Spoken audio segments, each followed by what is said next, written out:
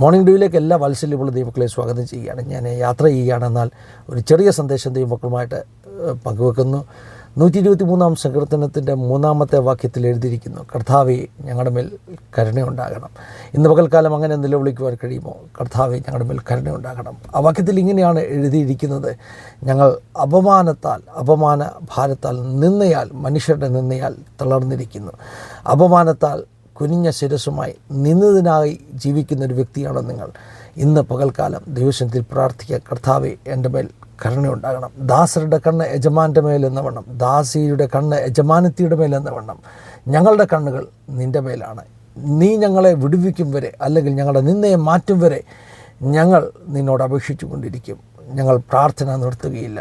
അന്ധനാകുന്ന ഭർത്തിമായി ദാവീദ് പുത്ര എൻ്റെ മേൽ കരുണയുണ്ടാകണമേ എന്ന് നിലവിളിച്ചതുപോലെ യേശു തിരിഞ്ഞ് നിന്ന് അവനെ നോക്കി വിളിക്കുന്നിടം വരെ അവൻ്റെ ചുറ്റുമുള്ള ആളുകൾ പറഞ്ഞു, നിശബ്ദനായിരിക്കെ, മിണ്ടാതിരിക്കെ. പക്ഷേ അവൻ്റെ വായെ അടക്കിയില്ല. അവൻ നിലവിളിച്ചു കൊണ്ടിരുന്നു. കർത്താവിൻ്റെ കരുണ കൃപ അവൻ്റെ മേൽ പകരം വരെയും അവൻ നിലവിളിച്ചു കൊണ്ടിരുന്നു. നമുക്കും നിലവിളിക്കാം.